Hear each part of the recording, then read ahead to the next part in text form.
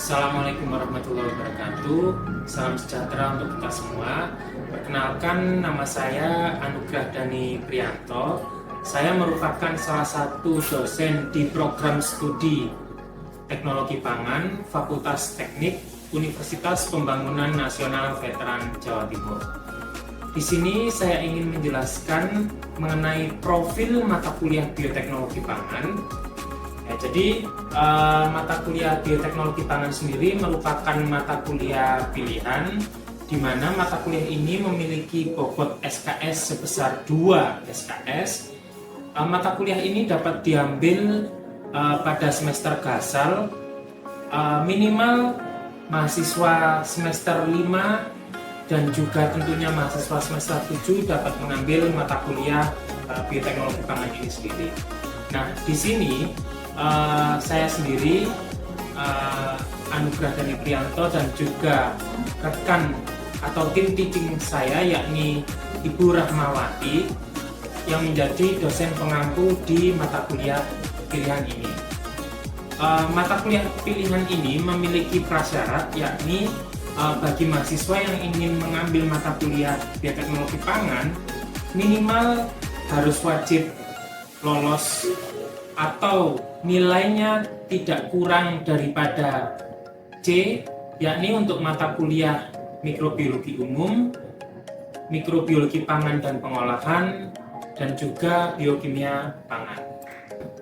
Berdasarkan capaian pembelajaran lulusan daripada program studi, di mana capaian pembelajaran lulusan ini atau CPL akan diturunkan menjadi CPMK, yakni capaian pembelajaran mata kuliah Bioteknologi Pangan, di mana beberapa capaian pembelajaran mata kuliah Bioteknologi Pangan ini yaitu mahasiswa dapat memahami dan mengaplikasikan keilmuan dasar bioteknologi untuk menghasilkan suatu produk bioteknologi secara konvensional maupun modern. Yang kedua yaitu memahami teknik rekayasa genetika untuk menghasilkan strain baru yang bermanfaat bagi kepentingan manusia. Yang terakhir yaitu memahami aplikasi dari teknologi rekayasa genetika serta analisisnya mengenai keberadaan produk transgenik di bidang teknologi pangan. Tentunya CPL kami mengacu pada rumusan Standar Nasional Pendidikan Tinggi atau SNDT dan rumusan CPL Asosiasi Program Studi Teknologi Pangan, yakni PATPI, Perhimpunan Ahli Teknologi Pangan Indonesia. Nah, dari CPMK tersebut akan diturunkan menjadi beberapa sub CPMK, diantaranya yakni dengan pokok bahasan mulai dari sejarah perkembangan bioteknologi, kemudian ada genetika, regulasi ekspresi gen, replikasi DNA, transformasi genetik mikroorganisme, ekstraksi atau isolasi DNA, polymerase chain reaction, kemudian agarose gel electrophoresis, DNA sequencing, rekayasa genetika, hingga analisis transgenik dan juga bioetika. Nah, pokok bahasan tadi akan diadakan dalam 16 kali pertemuan, di mana 16 kali pertemuan tersebut itu termasuk 2 pertemuan sebagai pertemuan evaluasi, yakni evaluasi tengah semester maupun evaluasi akhir semester. Adapun pembobotan nilainya yakni sebagai berikut, di mana terdapat beberapa bagian. Yang pertama yaitu kehadiran, keaktifan, kuis, diskusi kelompok berupa penugasan case method, kemudian ETS dan juga EAS. Kami sebisa mungkin mengutamakan pembelajaran tatap muka secara offline, karena tentunya akan berbeda ya antara pembelajaran offline dan online. Maka dari itu memang sangat diutamakan atau diupayakan untuk pembelajaran secara offline, tapi jika terpaksa maka kami menggunakan pembelajaran secara online. Adapun cuplikan daripada pembelajaran mata kuliah bioteknologi pangan ini dapat kita lihat sebagai berikut, di mana cuplikan ini diambil pada pokok bahasan minggu ketiga, yakni mengenai regulasi ekspresi gen. Sub JPMK daripada minggu ketiga ini yaitu mahasiswa mampu memahami regulasi ekspresi gen, khususnya pada tahapan transkripsi yang menerjemahkan kode DNA menjadi RNA yang dipengaruhi oleh berbagai macam kondisi. Assalamualaikum warahmatullahi wabarakatuh. Sekarang kita belajar tentang regulasi ekspresi gen ya. Seperti yang saya infokan kemarin bahwa untuk materi kali ini kita pertemuannya membahas tentang ini. Nah, sebelum membahas tentang ini sebenarnya ada kaitannya dengan pertemuan minggu lalu. Ya, jadi pertemuan minggu lalu dan pertemuan minggu ini ada kaitannya, di mana kita sama-sama masih mempelajari tentang gen dalam beraktivitas atau berekspresi. Kalau kemarin kita itu kan belajar tentang apa? Afi, gimana?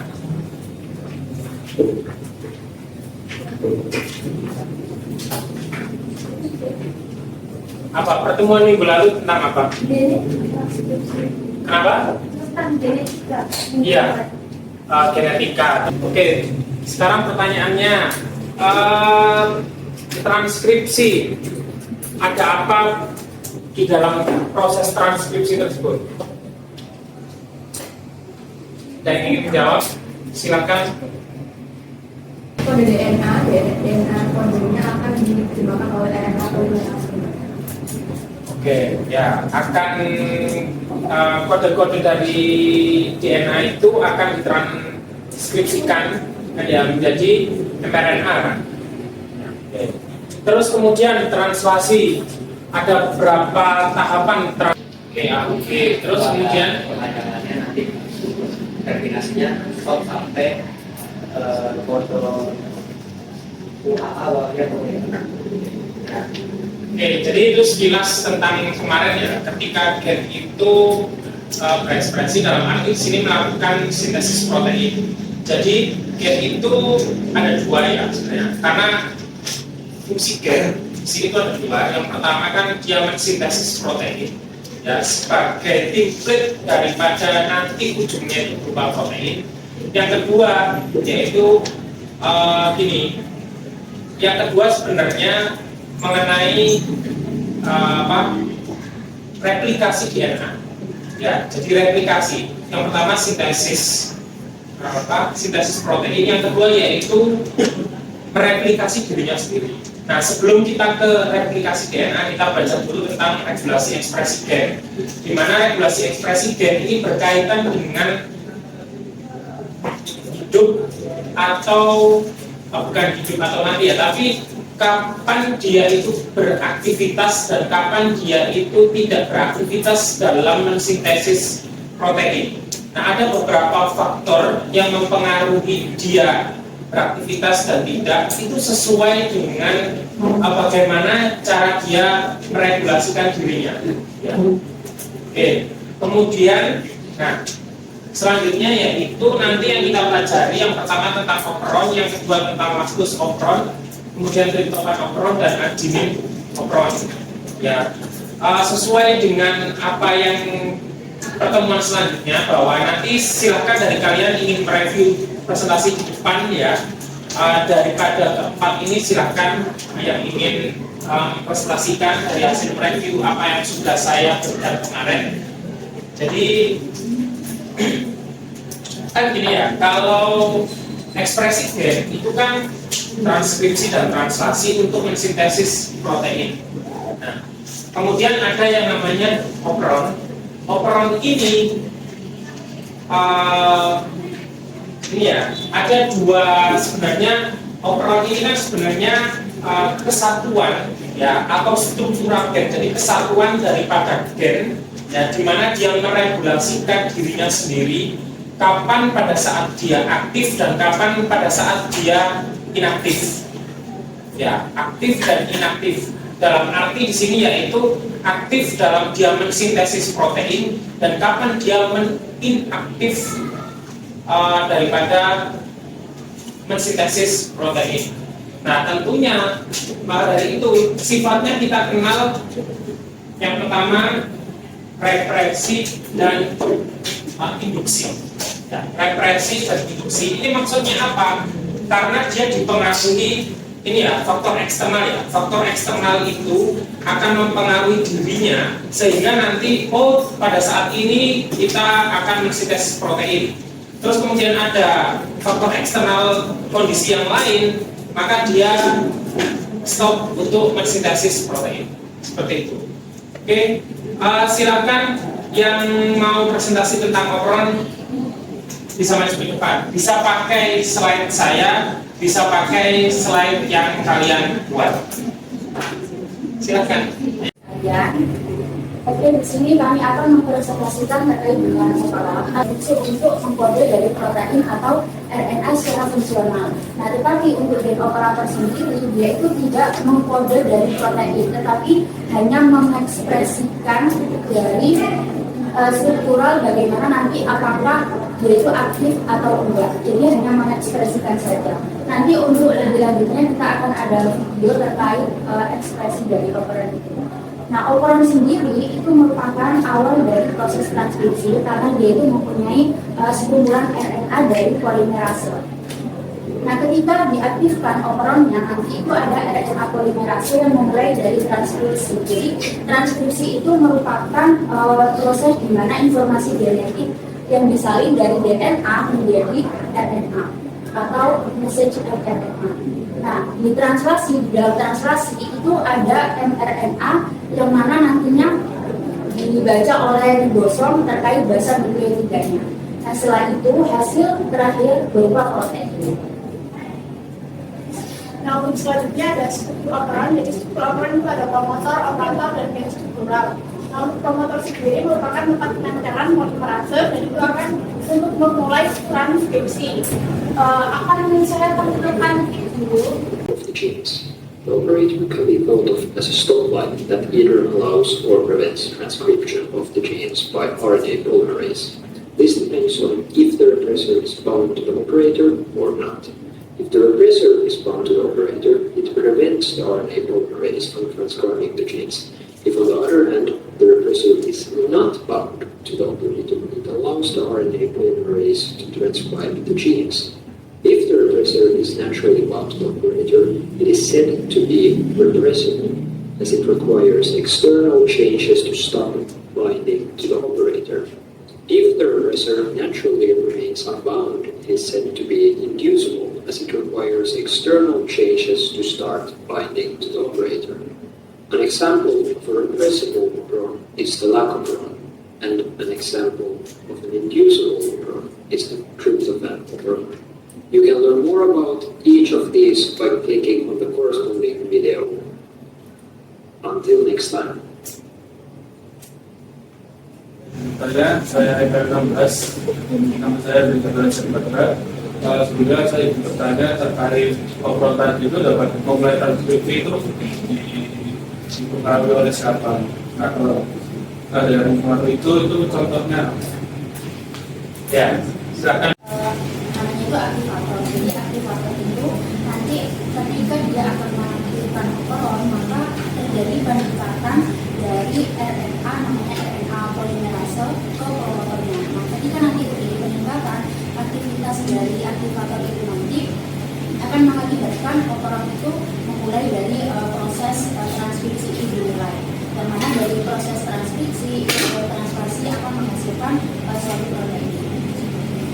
Nah, untuk contohnya itu dari operon Escherichia coli namanya adalah araginasa. Jadi untuk aktivatornya itu namanya arasi. Jadi jika arasinya itu mengaktifkan dari operonnya, nanti akan membentuk suatu proses dimulai dari transkripsi. Ya, ini kan masih awalan ya operon. Jadi kan memang operon kalau masih abstrak ya, kalau belum belum masuk ke studi kasus dalam arti spesifik masing-masing operon. Karena operon itu macam-macam. Ya, jadi operon itu macam-macam. tadi mungkin beberapa kan langsung dicontohkan, tapi kan nggak lengkap. Nah, oleh karena itu mungkin barangkali bisa ditutup. Kita lanjut ke katanya Lokron ya yang mau presentasi. Silahkan ditutup, lanjut ke. Terima kasih untuk teman-teman yang sudah mendengarkan. Sekian dari kami. Wassalamualaikum warahmatullahi wabarakatuh. Perkenalkan, nama saya Afriani dengan peran nomor 1. Saya mau dari sini dengan NPM 2009. Di sini kami akan menjelaskan tentang operon laktosa. Nah, operon laktosa itu terdiri atas gen-gen yang mana gen-gen itu akan menghasilkan enzim-enzim yang terlibat dalam peristiwa metabolisme laktosa dalam E. coli. Nah, ini merupakan operon laktosa. Operon lot ini melakukan transkripsi. Jadi terdapat dua keadaan, yang mana keadaan secara alami atau normalnya, kemudian keadaan kedua yaitu laktosa berada di sana. Pada keadaan pertama ini secara alami atau normalnya, represor akan berikatan dengan gen operator, sehingga RNA polimerase ini tidak dapat berikatan dengan promotor, yang mana nantinya operon ini tidak bisa melakukan transkripsi. Dia dalam melakukan transkripsi. Ini kan gen, ya ini kan beberapa gen, jadi sekumpulan gen. Kalau kita berbicara tentang operon itu sekumpulan gen. Sekumpulan gennya gen apa saja? Regulator, struktural, promotor, operator. Ya, ini kan struktural gen, ya, promotor, operator, regulator, ya, regulator, promotor, operator, dan struktural gen.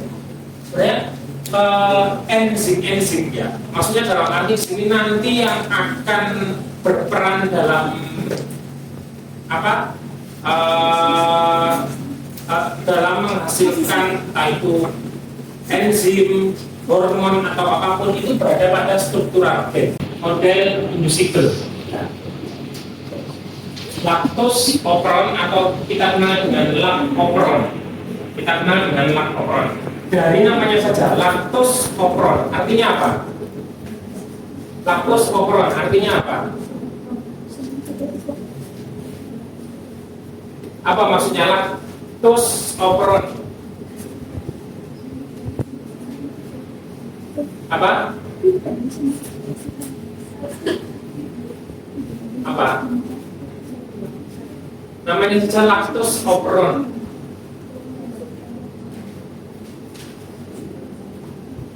Bagaimana? Menghasilkan enzim untuk metabolisme laktosa. Menghasilkan enzim untuk apa tadi? Ya, lanjutkan. Pada metabolisme laktosa. Ya, menghasilkan enzim untuk metabolisme laktosa. Ya, menghasilkan enzim untuk menghasilkan enzim untuk metabolisme laktosa. Ya, benar. Jadi promotor ini tempat tempelnya si RNA polimerase. Ini ada promotor dan selanjutnya. Ya. Nah, kemudian di sini ada yang namanya katabolite aktivator protein. Ini merupakan tadi ya yang dijelaskan oleh teman kalian. Jadi kita lihat di sini ini berbeda kondisi lagi ya, berbeda kondisi. Jadi berbeda kondisi. Kalian lihat di sini, ini kan RNA polimerase. RNA polimerase di sini. Kemudian ini ada yang namanya C-active binding site, katabolite activator protein. Jadi dia yang akan mendukung kerja daripada RNA polimerase. Di mana ya CAP ini, katabolite activator protein, ini akan membentuk ini ya, membentuk kompleks dengan CAMP, CAMP, CAP. Saya lihat di sini, ini apa? ATP, ya kan? ATP itu apa?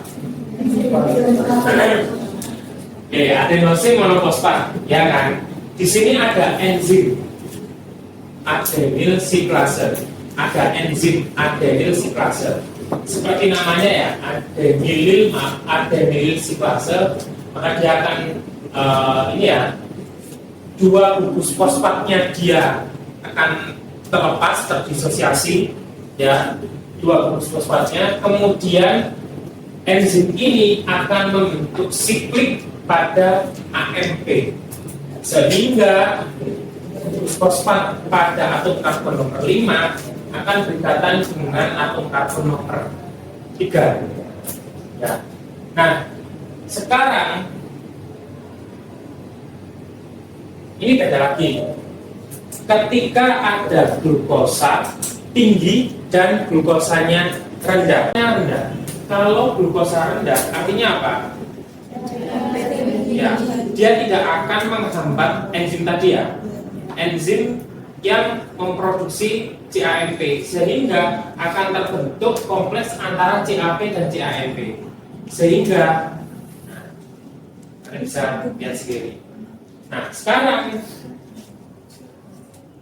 kondisi ketiga, laktosanya rendah, glukosanya tinggi. Kalau laktosa rendah artinya apa? Represor ya akan aktif, maka RNA polimerase akan dihambat. Terus kemudian glukosa tinggi, inhibitor kan dia, inhibitor enzim tadi kan, maka si CAMP akan rendah. Ya sudah, berhenti. Ya, berhenti dia. Kondisi yang terakhir atau keempat, laktosa rendah, glukosa rendah. Laktosa rendah, apa yang terjadi? Represor akan aktif. Represor akan aktif, lihat, ya, dia menghalangi karena dia akan berikatan dengan akan menempel pada operator, ya. RNA polimerase dan laktosa rendah, RNA polimerase akan dihambat, ya, off kan ini. Tapi glukosanya tinggi, glukosanya rendah. Glukosa rendah artinya apa? CAMP dan CAP akan terbentuk kompleks, tapi kan tetap dia akan terblok oleh represor. Bisa dipahami sampai sini? Ya, ada 4 kondisi ya. Jadi karena keberadaan laktosa dan karena keberadaan glukosa. Ya, keberadaan laktosa dan keberadaan glukosa. Nah, kita bisa simpulkan seperti ini. Ya, triptofan operon. Kalau kita dengar namanya triptofan itu golongan apa?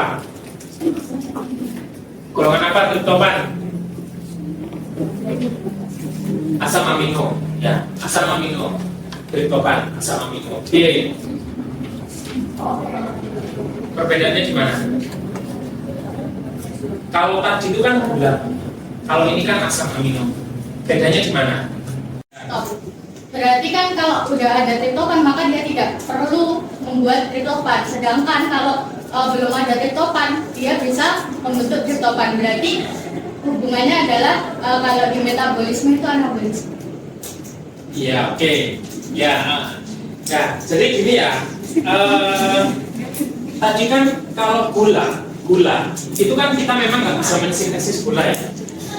Maka dari itu kan ketika adanya laktosa contohnya tadi, ketika keberadaan laktosa itu maka laktosa akan berikatan dengan akan membentuk kompleks dengan represor, sehingga RNA polimerase dalam arti di sini bisa melakukan transkripsi dan selanjutnya translasi, maka dihasilkan beberapa enzim di mana enzim tersebut akan memetabolisme, ya, memetabolisme dalam arti mengkatabolisme daripada si laktosa. Tapi berbeda dengan asam amino yang dicontohkan di sini yaitu triptofan dan arginin, di mana triptofan dan arginin struktural gennya itu bukan memetabolisme triptofan ataupun arginin, tapi apa? Dia membuat daripada triptofan ataupun arginin. Ya, bisa dipahami ya sekarang ya. Jadi kesimpulannya sebenarnya kan ada inducible, ada repressible. Ya, inducible itu kan ketika dia on, repressible ketika dia off. Dan inducible maupun repressible itu tiap operon berbeda-beda. Ya, tiap operon itu berbeda-beda, tidak berlaku semuanya. Tadi ya seperti tadi ya, keberadaan laktosa pada lang-operon itu justru keberadaan laktosa akan mendukung terjadinya transkripsi berujung pada translasi mensintesis beberapa macam enzim dari struktural gen. Tapi sebaliknya pada triptopan operon dan arginin operon, justru keberadaan triptopan dan arginin itu malah akan membentuk kompleks dengan represor kan, sehingga transkripsi itu tidak akan bisa berjalan. Ada yang ditanyakan, saya kira untuk materi regulasi ekspresi gen dalam kasus ini operon kita cukupkan sampai sini ya. Kalau tidak ada, kita bertemu lagi di pertemuan selanjutnya dengan materi selanjutnya ya, mengenai replikasi DNA. Jadi saya harapkan kalian sebelum pertemuan selanjutnya tentang replikasi DNA kalian bisa belajar ya sedikit berarti tentang replikasi DNA sehingga kita akan lebih lancar lagi. Oke, saya kira itu yang bisa saya sampaikan. Terima kasih tadi untuk yang sudah mempresentasikan apa yang saya tugaskan. Ya, kasih selamat siang. Assalamualaikum warahmatullahi wabarakatuh.